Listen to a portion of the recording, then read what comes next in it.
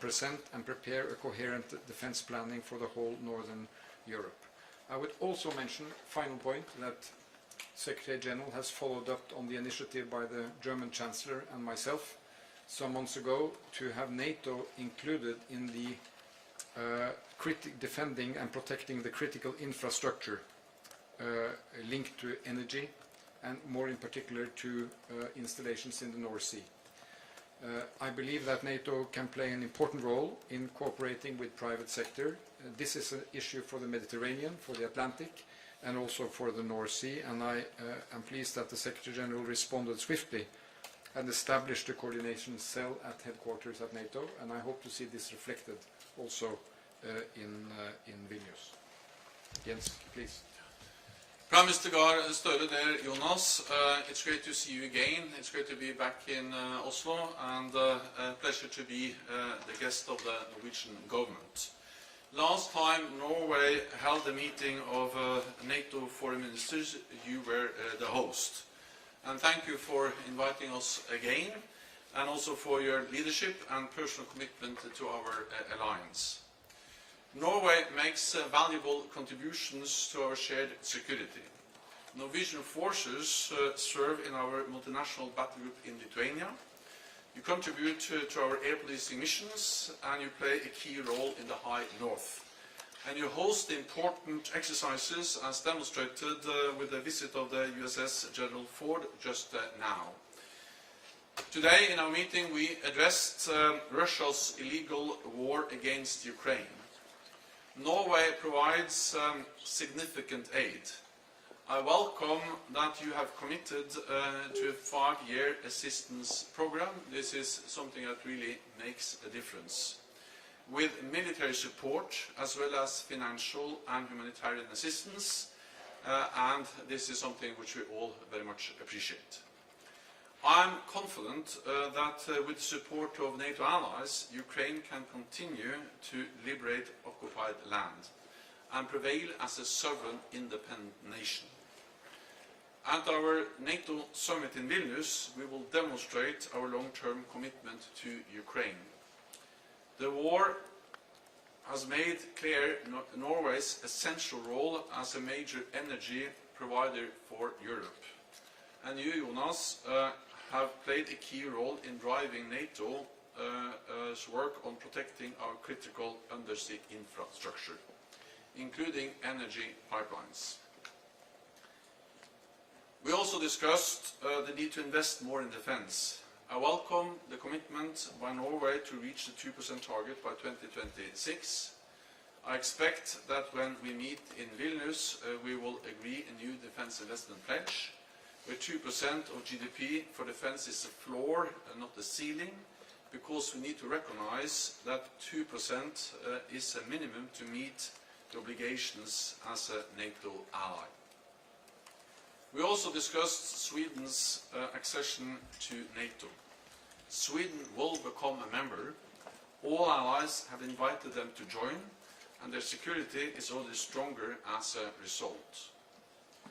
I am in close and constant contact with Turkish authorities to ensure that Sweden becomes a full member as soon as possible. This is important for Norway's security, it is important for the whole Nordic and Baltic region, and it is important for NATO. Let me also address Kosovo. We strongly condemn the unprovoked attacks against KFOR troops in northern Kosovo, which led to 30 peacekeepers being wounded.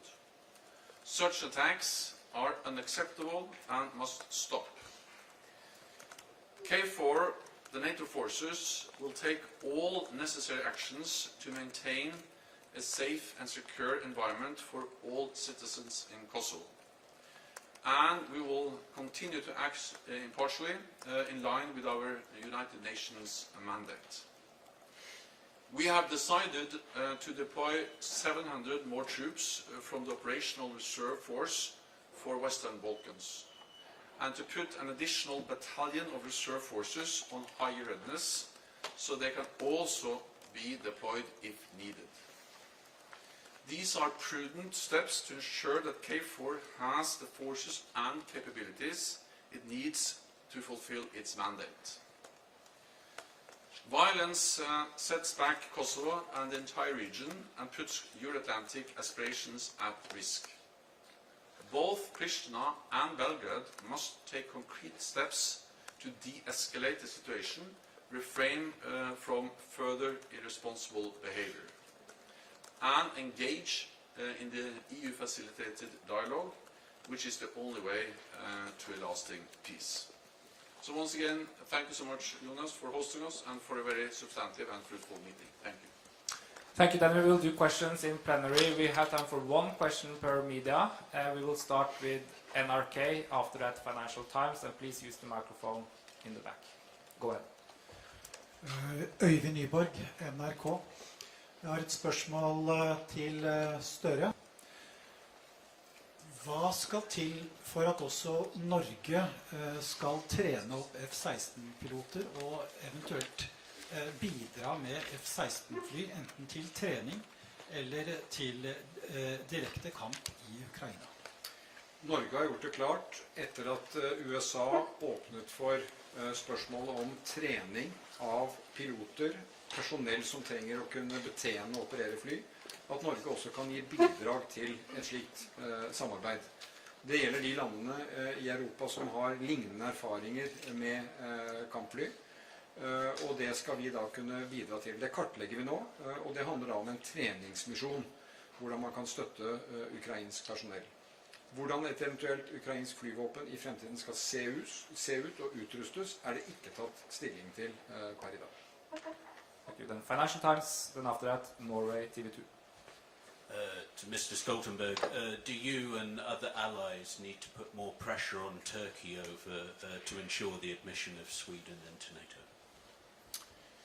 I'm in constant contact with the Turkish authorities, and I've of course spoken several times with President Erdogan on this issue, and we have to understand that all allies, also Turkey, actually made a very important decision at the NATO summit in Madrid last year to invite both Finland and Sweden to become members. Finland has already become a full member. I'm confident that also Sweden will become a full member. And in the meantime, we have to recognize also that Sweden is in a much stronger and safer place now, because as soon as they were invited, they got a close relationship with NATO through the invitee status, meaning that Sweden is now integrating into NATO's civilian and military structures, and it's absolutely inconceivable that there will be any threat or attack against Sweden without NATO reacting. And on top of that, of course, with Finland in, it makes also Sweden also ensures that Sweden is coming even closer to NATO. So we are working on this, also with the aim to have a decision by the Vilnius summit. There are no guarantees, but it's absolutely possible to reach a solution and to enable the decision on full membership for Sweden by the Vilnius summit. TV2 Norge, then AP. Stolt Vassnes. Et spørsmål til, ja, først og fremst Stoltenberg, kanskje begge. Det har jo blitt en diskusjon om organiseringen av NATO i nordområdene. Er det ikke logisk at Finland, Norge og etter hvert Sverige legges under den samme kommandostrukturen? Eller finnes det argumenter for å ikke gjøre det som ser ut til å være løsningen nå? Vi har vært opptatt av at dette skal baseres på militært faglige råd. Det er uansett nødvendig å styrke den kommandoen som er i Norfolk, NATOs kommando der. Og så vil vi legge de militærfaglige rådene til grunn til hvordan dette til slutt løses. Det er jeg helt enig i. Det er ikke en sånn A- og B-medlemskap i NATO etter hvilken kommandostruktur du tilhører. Men mitt inntrykk er at alle de nordiske landene, alle 5, ønsker å være under samme kommandostruktur, for vi tenker helhetlig, og at der de nordiske landene peker er mot Norfolk. Men da gjenstår det, som generalsekretæren sier, en oppbygging av den kommandoen, for den er vedtatt, og den er under oppbygging, men ikke fullt ut bygget opp. AP, then VG. David Keaton, Associated Press. For several weeks in the build-up to the elections in Turkey, Sweden's accession stalled and hasn't seen progress on the Turkey side. We've seen elections now, but Turkey is not coming to this meeting. Are you concerned that this non-attendance will delay the process? And with only 6 weeks left, what is needed to actually get Sweden to this finish line in Vilnius? What could the United States maybe do to help this process along? So first of all, I know that many allies, of course, also the United States, are engaged, and they agreed to invite Finland and Sweden, and they also expressed that the time has come to ratify and to finalize the ratification process in the United States, as almost all of the allies have ratified also the accession protocol for Sweden. Then it happens quite often that not all ministers are able to attend all ministerial meetings. And as far as I understand, the reason why the Turkish foreign minister is not in Oslo is that he actually has to be in Ankara in connection with the parliament, which is going to be constituted this week. So I don't think that's any political message. I think it's absolutely normal reasons for not being able to attend.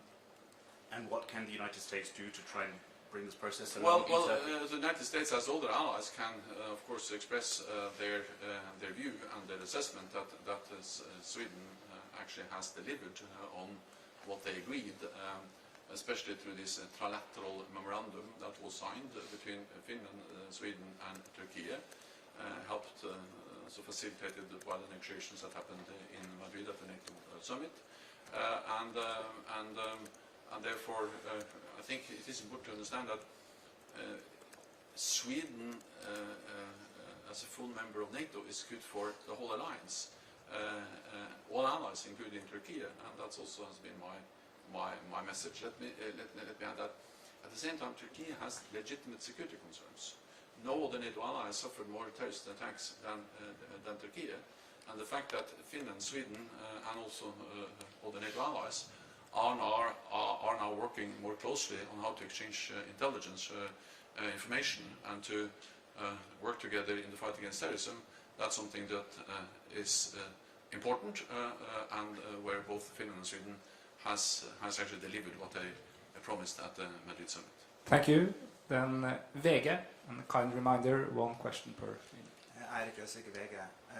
Hva slags kvaliteter tenker dere at Mette Fredriksen har som kan gjøre henne til en god NATO-sjef, og bør hun bli sjef for NATO når Stoltenberg trekker seg? Så jeg kommer ikke til å gå inn i noen vurderinger av noen mulige kandidater. Jeg har et oppdrag å være generalsekretær i NATO, har alt mitt fokus på det, fordi vi er i en virkelighet med en fullskala krig i Europa, og den fokusen har jeg frem til det kommer en etterfølger. Jeg har ikke noen kommentarer til det spørsmålet. TT, den Dagbladet.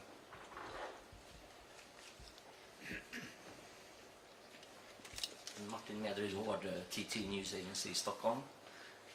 Swedish Minister of Foreign Affairs Tobias Billström has emphasized that he wants the question of Swedish accession to NATO to remain top of the agenda.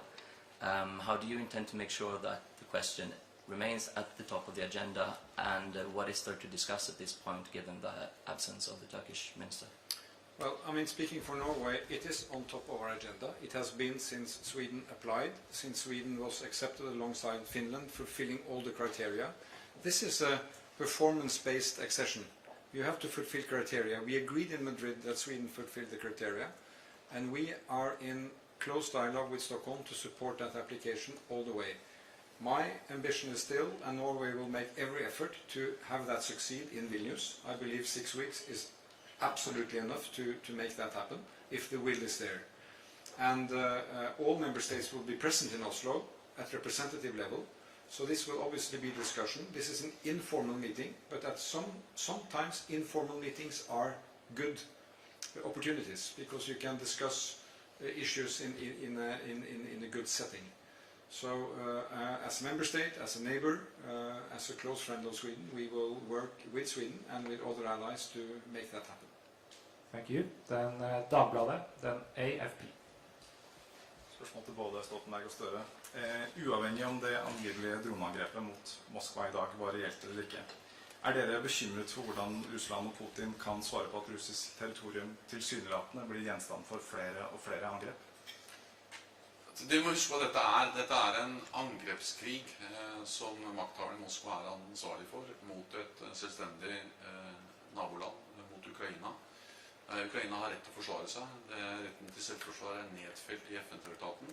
Og vi som NATO-land har rett til å hjelpe, støtte Ukraina i å håndheve deres rett til selvforsvar. Det president Putin, makthaverne i Moskva, som startet denne krigen. De kan også avslutte denne krigen. Jeg slutter meg til det Jens Stoltenberg sier, og så vil jeg i tillegg si at Russland jo et land hvor vi skal lytte nøye til hva som kommer av uttalelser. Det ikke frie medier til å følge opp og til å undersøke hva som skjer. Det ikke alternative nyhetskilder til å vurdere opphavet for denne type hendelser. Jeg var sammen med president Zelensky i Helsingfors da noe lignende hadde skjedd. Og jeg mener det stor troverdighet når han sier at hans jobb å forsvare Ukraina. Og de må jo nå forsvare seg på natt og dagtid mot innkommende droner, missiler, som rammer sivile, bygninger, sykehus, skoler. Det deres hovedoppgave, og det det vi støtter med. AFP, then Aftenposten. Pierre from AFP. You just said that a decision on NATO membership for Sweden was absolutely possible within Vilnius Summit in July. You also said that there were no guarantees about that. In Washington, the chair of the House Foreign Affairs Committee, Michael McCall, has said that assurances have been given by both sides in Ankara about a decision and a positive decision on membership. Don't you know anything about those assurances and how confident are you that this will happen by July the 11th? As we don't have any certainty, and of course we speak about sovereign decisions by national parliaments to make the decisions on ratification. My message is that it is within reach. It's possible to have Sweden as a full member by the Vilnius Summit, because there is a window now, especially after the Turkish elections and now with the Turkish parliament being constituted. Of course it is possible, and we are working hard for this to happen as soon as possible. Aftenposten, den Sveriges radio. Vilde Vikan, Aftenposten. Hvordan vil planene for NATOs nye styrkemodell påvirke Norge, og det nå gjort noen konkrete planer for hva Norge vil bidra med? Ja. Dette jo arbeid som nå pågår, og hvor Norge deltar aktivt. Og jeg har ikke noen kommentarer å gi til detaljer i det, men jeg tror det som påvirker den diskusjonen nå, og som Norge og de nordiske forsvarssjefene jobber tett sammen på, det jo perspektivet med alle 5 i NATO. Da gjenstår det å få Sverige formelt inn, men vi har allerede nå en horisont hvor vi kan se sammenheng i geografien i nord. Og det mener jeg en god ting for sikkerhet. Det gir muligheten til å se ulike styrker i sammenheng, måten vi planlegger, måten vi øver. Og av det bildet så kommer jo betydningen av det maritime området for Norge, havdimensjonen. Det Norge som har kysten. Og da understreker det betydningen av å kunne følge med på hva som skjer på havet, under havet, og det som skjer over havet i de områdene inn mot Nord-Europa. Så for Norge så jo dette marine sjøforsvarsperspektivet i sammenheng med det som handler om luft, en veldig viktig dimensjon i den planleggingen. Sveriges Radio, den NTV. Mr. Secretary General, earlier today you said, and I quote, it is completely unthinkable that NATO would not react if someone would threaten or attack Sweden.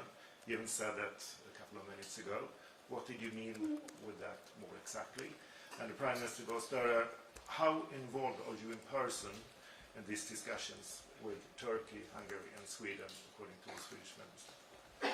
So what I mean is exactly what I said, that it is inconceivable that if there was any threat or attack against Sweden, that NATO would not react.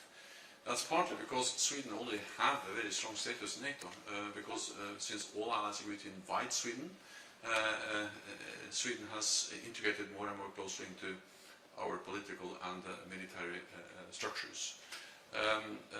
Second, several NATO allies, including the biggest ones, the United States, United Kingdom, Germany, France, and others, have issued bilateral security assurances to Sweden as part of the accession process. Then you have Finland as a member, you have Norway, you have in the south Germany, Poland, Denmark. This idea that in a way Sweden is left alone is absolutely wrong. Sweden is very close to NATO, integrating into our structures. There are bilateral security assurances, and NATO has increased its presence in the region. So therefore, we will react if there was any type of threat. Let me then add that we don't see any imminent risk for any threat or attack against NATO allies or Sweden. There's a constant risk, of course, for different cyber hybrid attacks, but not high risk for a full-fledged military attack. If I can add to the Secretary General of some of the larger NATO states issuing security messages and guarantees to Sweden, I will also remind that the other Nordic countries did the same thing, Sweden to Sweden, Denmark, Norway, Iceland, upon Sweden's application to both Sweden and Finland. Now Finland is a member, and I think for Finland joining that, Sweden has friendly neighbors on both sides saying that anything happening to Sweden will not go unnoticed by Nordic neighbors. On the work to have this membership secured, my policy has been to take close contact and advice from the Swedish Prime Minister, Magdalena Andersson, Ulf Kristersson. Sweden is in the lead of these discussions in the details. They have very able people managing that process in coordination with NATO. And it has been our line not to interfere or create any complications on that road, but to take advice on how we best can support in terms of atmosphere and input into that process. NTV, and lastly TV2 Denmark. Det går til begge. Jeg lurer på, hva tenker dere om hyppigheten av angrep inn mot Kiev som går nå? Har Ukraina våpen nok til å stå imot sånne angrep lenge? Og i hvilken grad er dere nå sikre på at Ukraina ikke bruker de våpen som de får mot å angripe russisk territorium? De operasjonelle beslutningene, de bruker de kapasitetene de har, de våpnene de har, må ukrainerne selv ta. Det er vanskelige valg, men jeg har fulgt til at de gjør de rette avveiningene og vurderingene. Det andre er at det vi jo ser er at en ting er å levere våpensystemer, men vel så viktig er det å sørge for at det er ammunisjon, reservedeler, vedlikehold, for å kunne sørge for at disse systemene fungerer som de skal. Og det er jo massiv oppmerksomhet på. Norge er også et land som leverer ammunisjon. Så Norge leverer avanserte luftvernsystemer, men man blir også til å sørge for at de kan operere. Og de omfattende russiske angrepene mot Kiev og andre byer viser både brutaliteten i denne krigen, viser hvordan russiske angrep fortsatt rammer sivile mål, men understreker også viktigheten av at vi fortsetter å gi støtte, og det er noe jeg er sikker på at NATOs utenriksminister kommer til å bekrefte i morgen på møtet her i Oslo.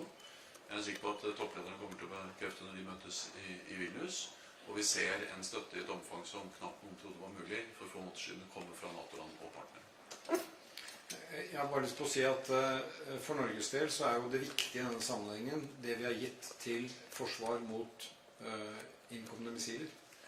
Og jeg synes jo det taler til anerkjennelse for de som på Kongsberg og andre steder har utviklet teknologi som nå anerkjennes i NATO og internasjonalt å være effektivt forsvar mot den type angrep. Så dette er selvforsvar, og det det Norge har bidratt til, ikke noe annet.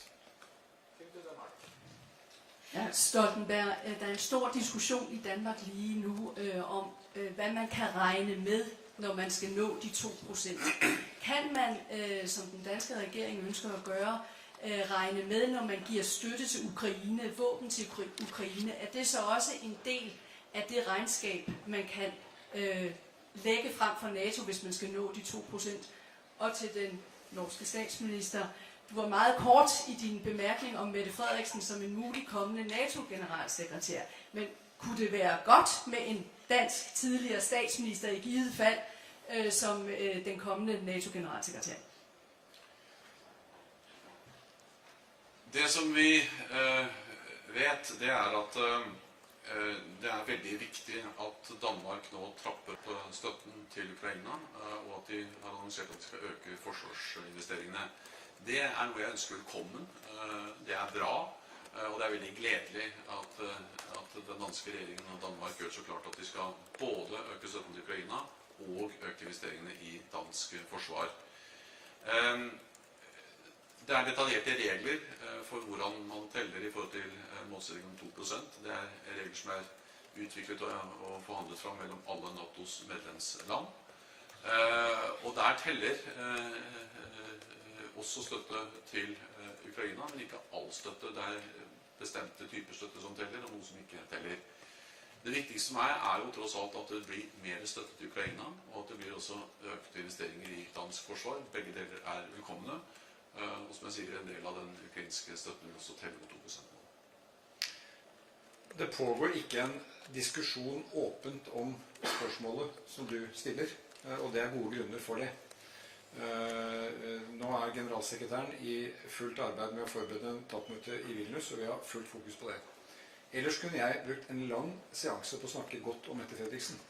Hun en av Europas dyktigste statsministre, en av de jeg kjenner best, og som jeg har nærest kontakt med. Det bare gode ting å si om henne, men diskusjonen om hvordan NATO skal ta valg videre, de tar vi internt i Norge. Thank you. This concludes this press conference. Thank you for coming.